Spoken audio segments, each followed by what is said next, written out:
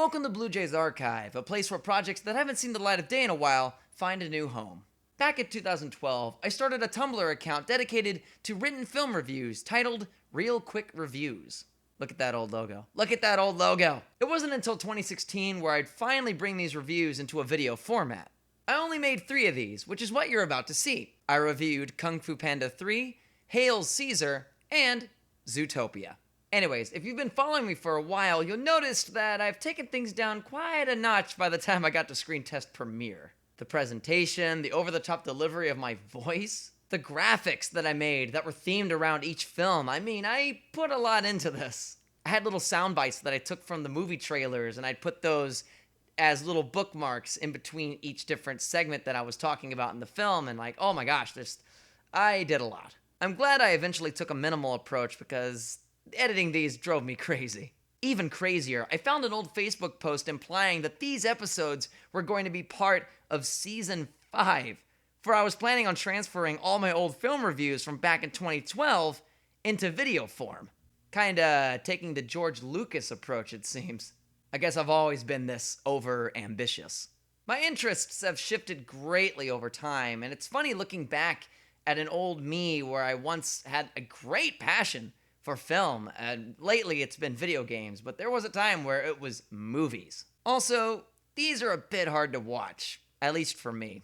And you'll notice, the editing definitely needed more cleanup time, and just the way that I delivered my lines, I hate listening to it, I really do. But hey, as much as I'm not very proud of these, I do kind of admire the passion that I once had for this particular project. Also, too, when I was looking back at the Zootopia episode, there's a closing statement that I had written that actually made me stop and listen. I completely forgot that I wrote those words, so I hope that the message remains strong for you as well. And lastly, listen, if y'all were one of the few that were around when I was doing these, supporting me at the very beginning of this whole Bluejay project thing, just thank you. Thank you so much for just humoring me, being there. Maybe even if you genuinely enjoyed it. I'm glad. I'm glad that you took the time to check these out and comment when you did, and just, I don't know. I wouldn't be doing this if it wasn't for your support all those years ago, and I haven't really gotten that far in the long scheme of things when I look back at the beginning of all this. But even still, if it wasn't for your support with this particular project, I don't think I'd still be in the race, and I just thank you guys so much. I thank all of you, really, for your support all the time. But hey, enough chit-chat. Without further ado, here's Real Quick Reviews, basically screen test and alpha stage. And if you'd wish to not watch all 3 of these at once, I've time-coded each episode separately, and you'll find that in the pinned comment just down below.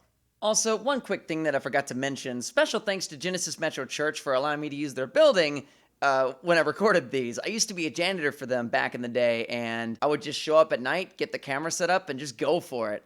So yeah, just for the off chance that someone who goes to that church happens to stumble across this video and notices, hey, that's the stage for the high school ministry. Heck, I'm not even sure if they still use that same backdrop anymore. But indeed, this was filmed at Genesis Metro Church in Frisco, Texas, and I want to thank them for their support. All right, on with the show.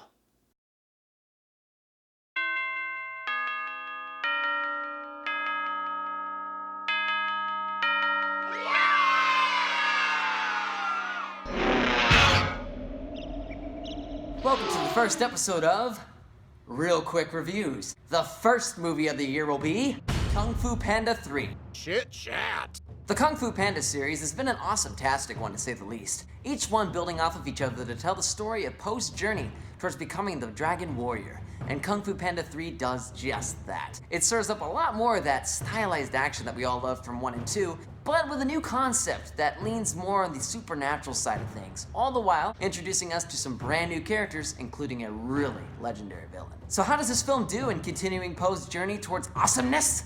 Let's get started to find out. You must take the next step on your journey. Master Shifu is retiring and decides to pass on his teaching role to Po. Po has a bit of a rough time training the Furious Five, and so humiliated, he heads on back home, only to find out that someone has beaten his dumpling eating record. As fate should have it, it was his biological father, Li Shan, played by Bryan Cranston, who beat the record. While introducing his father to the Five, they hear that the Valley of Peace has been attacked by an army of Jade warriors, being led by Kai, played by J.K. Simmons, and that he can only be defeated by a true master of Chi. Po's father claims he can train him on this ability of Chi, and so they decide to set off on a journey to a secret panda paradise, where he meets a vast array of panda characters, including the beautiful Mei Mei, played by Kate Hudson, and several others. Along the way, Po learns the value of individuality and what it truly means to use your talents and interests for the sake of others. Alrighty, let's talk about the story first. Here we'll discuss the plot and the writing that went behind it. Okay, so like I said in the beginning, this is a continuation of Po's journey into becoming the Dragon Warrior. And gosh, it's so beautiful. The moments with his dad go off of the emotions you experienced from the second film, and it just feels so redeeming to see him reunite with his family again. He finally meets his panda brethren, and makes even deeper connections with the Furious Five, his adopted dad Mr. Ping, and a certain master we haven't seen in a while. You can tell that they put a lot of heart into these characters, and that's just the kind of integrity I love to see in a kid's film. Now, though the pacing was a little quick at times, it wasn't too much of a distraction to take away from all the good backstory and all the good slow moments. I mean, there's this wonderful scene where Po is talking to his dad, learning about what his mom was like before, she passed away. There's just a lot of moments like that that just really stand out from the film and take away from all the fast-paced moments. All this is to say, the story is solid. Now let's talk about the acting. Here we'll discuss the characters and the actors and actresses that gave them life. Honestly, there isn't too much I can say about this. It's one stellar cast. Jack Black has so much fun playing as Po. The passion that he puts into this character just shows with every line. J.K. Simmons as the villain was different, believe it or not. I honestly couldn't tell it was him at first. I mean, his voice wasn't the typical J.K. Simmons voice. It's lower, with a nice touch of sinister and charm. Kate Hudson as Mei Mei was a little random. Anyone could have voiced that character since she didn't do too much anyway. But with what she was given, she too put a lot of passion into her character. I think that's what's so good about the cast in this film. They put so much passion into their characters, no matter how big or small the role is. That's another win, not just for this movie, but the entire Kung Fu Panda series as a whole. The acting is solid. Alright, lastly, let's talk about the design. Here we'll discuss the artwork, animation, music, and cinematography. The animation, of course, is epic. And the music, written yet again by Hans Zimmer, comes up with something beautiful, something triumphant, and just makes the film feel very much alive.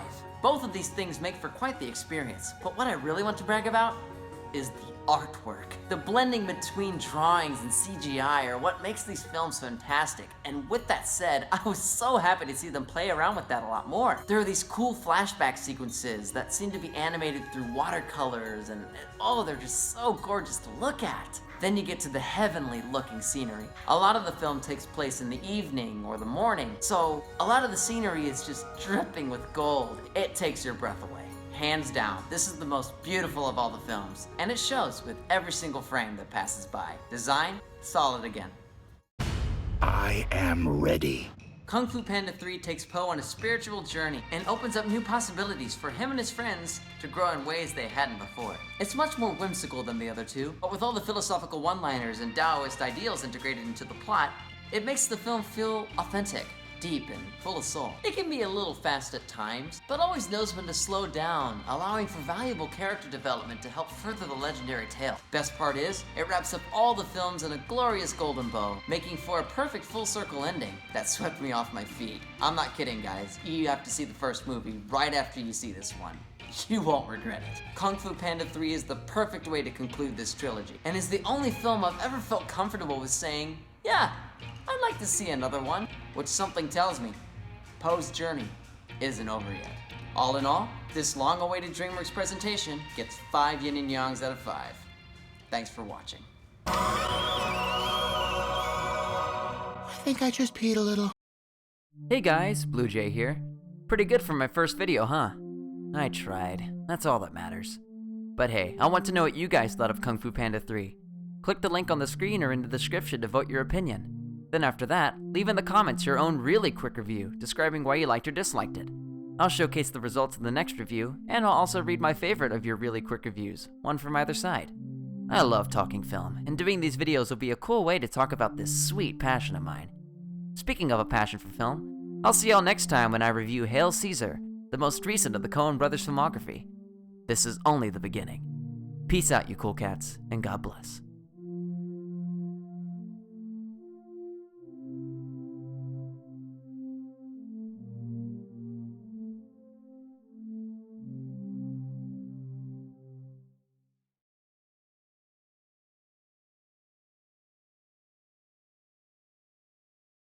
Alrighty, the results are in for your thoughts on Kung Fu Panda 3. And... oh wow, there's actually votes. I wasn't expecting to get any actually, wow. Well hey, looks like the most of you thought the movie was pretty good. Here's a really quick review posted by Punisher Kid 4 who gave it 7 dumplings out of 10 saying, I do love Kung Fu Panda movies, but this third one felt a little off to me.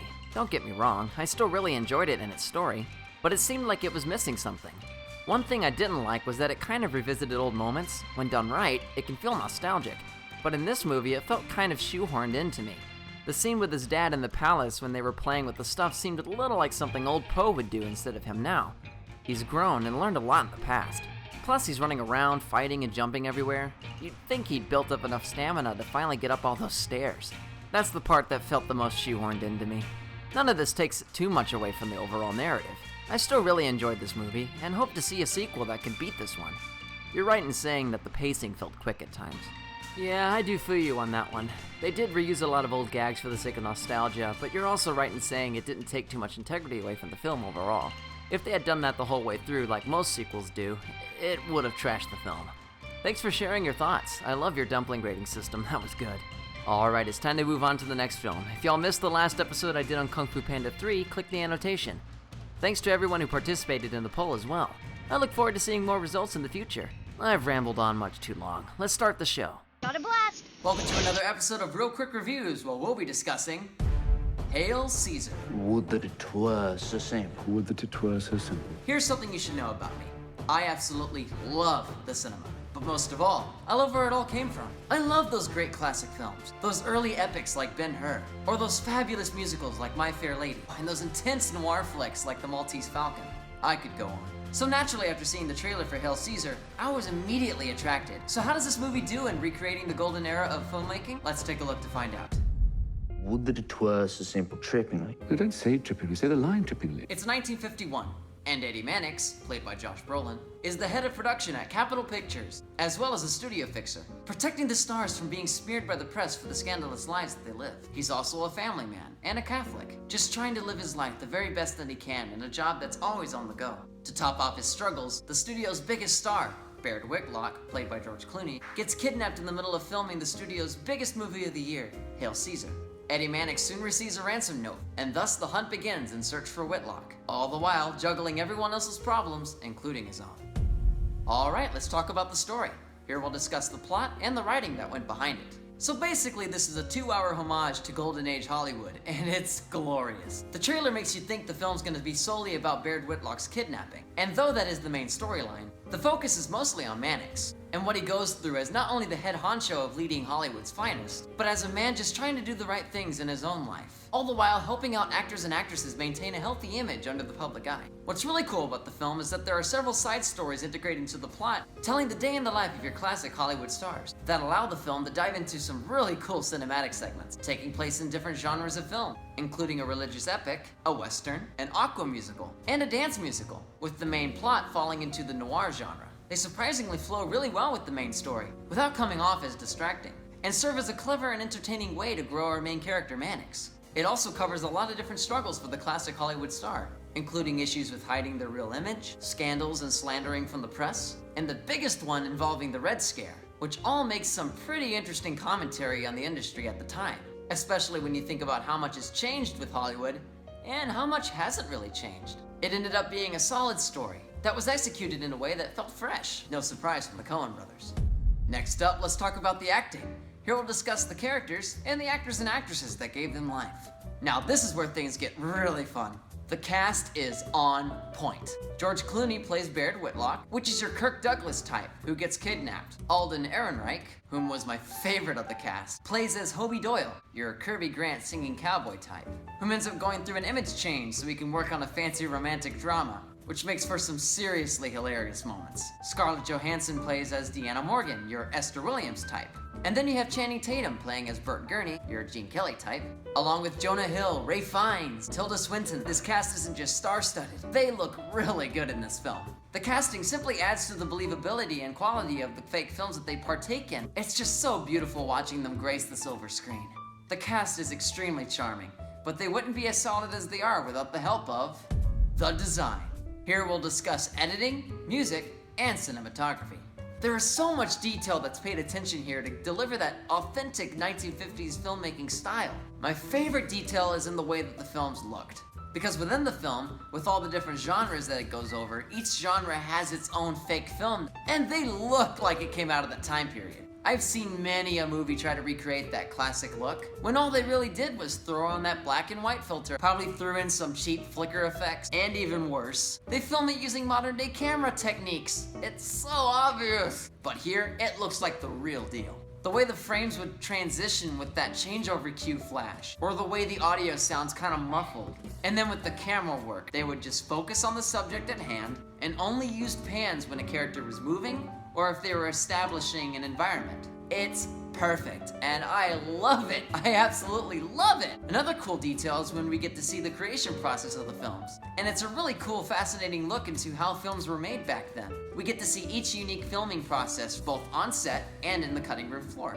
The music as well, composed by Carter Burwell, masterfully puts together pieces for each respective genre. The cars, costumes, architecture, camera work, music, casting, films. Every last drop of detail paints this picturesque look into this lively era. The story and acting are fantastic, but would have failed without the ever so solid designs that were created for this film.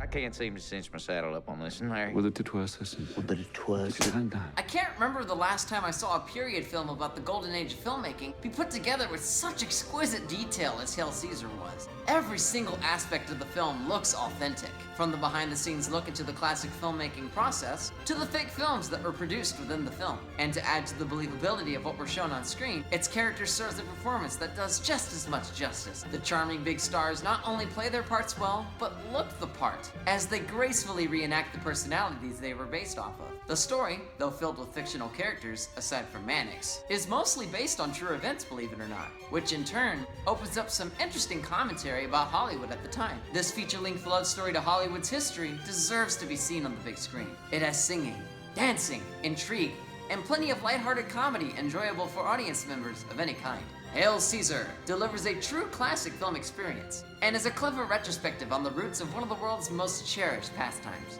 All this is to say, this Coen Brothers presentation gets 5 Soviet stars out of 5. Thanks for watching.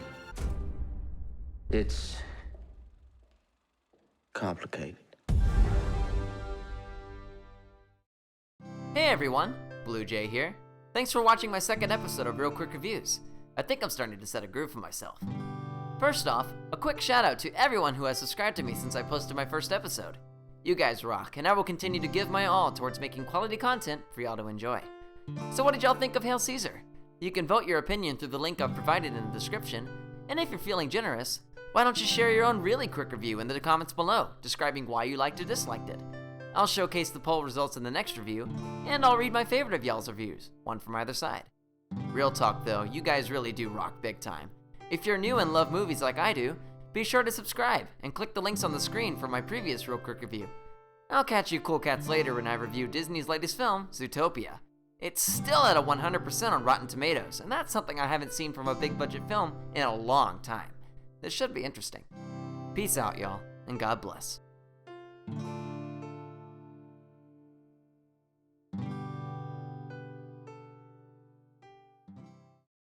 Alright, one more time. If it to worse is simple. If it to worse is simple. If it to worse is simple. If it to worse, Dad, go!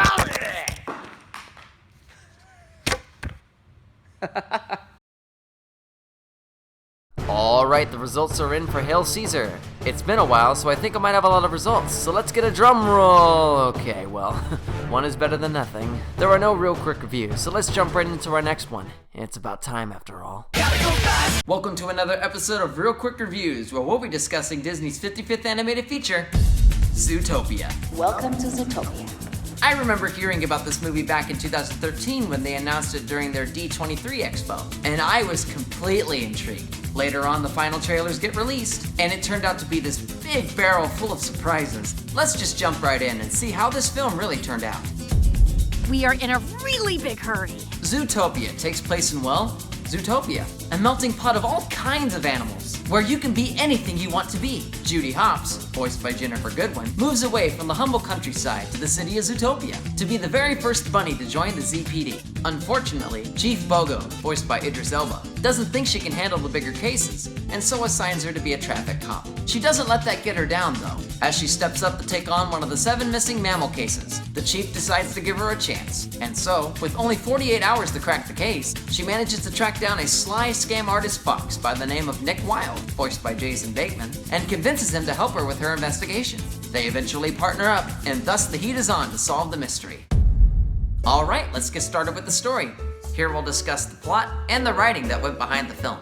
The plot is a blast, filled with many twists and turns. The writing is witty, hilarious, thought-provoking, with humor that's quick, or even slow at times. There is honestly never a dull moment in this film. I think the one thing that I really want to brag on about this film is the writing, and how intelligent it is. Zootopia tackles social issues. I was completely floored at the way they approached this. It takes our heavy human issues, and displays it in a way that's easy for kids to understand, but also in a way that's straight up and to the point, making for some pretty convicting moments for the adult viewers. There isn't anything too over the top like, say, street violence or anything of the like, but what it does go over is still just as relevant. Themes such as stereotyping, ignorance towards other cultures, and the one thing I found most interesting was a scene where it goes over the media, and how it tends to drive things out of proportion, leading to some very relatable moments that mirror things that have happened in the past few months. Now, there were some moments that felt a bit shoehorned to get their point across, like this one scene where Judy gets called cute by a jaguar, or during the misunderstanding sequence between Judy and Nick. But other than that,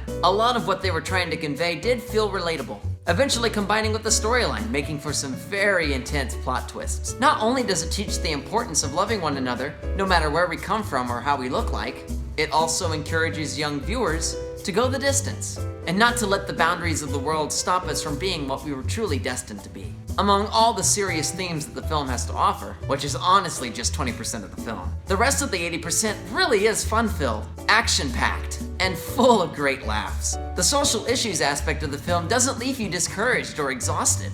I can't say it enough. I'm floored at how they were able to include today's major social issues into a kids' film that's as delightful as this one. It's the perfect catalyst to encourage younger generations to not only live their lives to the fullest, but to also love one another. The story and its writing are hands down solid. Next up, let's talk about the acting. Here we'll discuss the characters and the actors and actresses that give them life.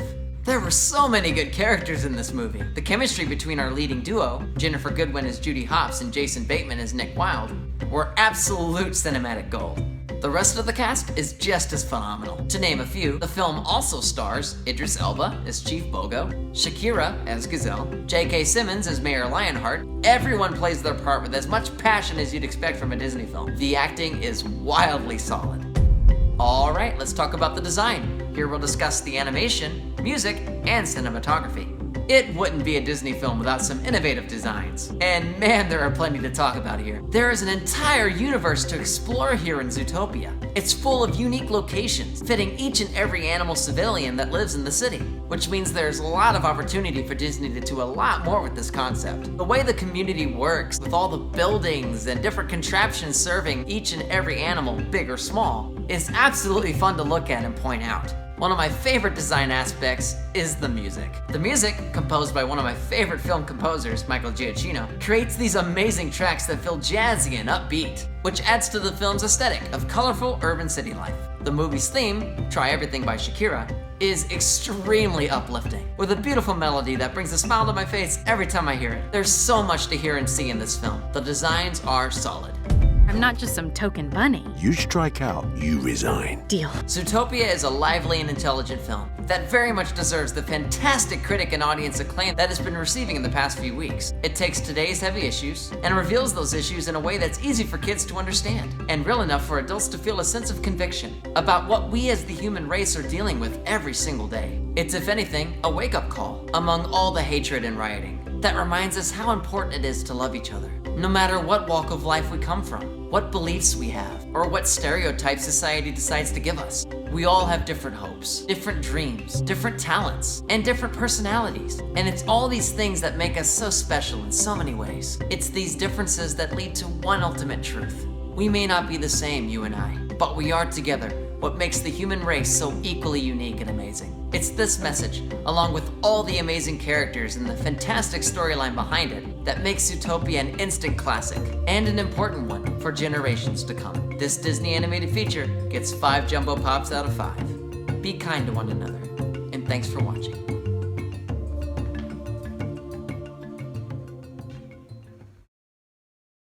It's been almost 2 months since this film came out, and I'm just now posting this review. God, I do apologize, guys. I'm sure everyone has seen this film by now anyways. But hey, real talk, thanks so much for watching, and I want to thank everyone that has subbed me since the beginning. It was hard to see last time, so I've made the box bigger so that you guys can see the pats on the back I was trying to give y'all. Here's all 28 of you. So yeah, Zootopia. What a film, huh? I think it's made quite the difference for so many. I know it impacted me a lot. What were your thoughts on the film? Be sure to take a second and vote your opinion. There's a link in the description for that. And once you've voted, write a really quick review describing why you liked or disliked it. I'll showcase the results in the next review, and I'll read the best of y'all's reviews, one from either side. You know, I haven't had a chance to see any other movies since Zootopia back in March actually, so this next one is going to have to be a mystery. There's a ton of movies I'm interested in checking out, so who knows what might come next. Maybe we'll get 4 or 5-star films in a row. That'll be a first. Peace out, you cool cats. God bless, and seriously, be kind and love one another.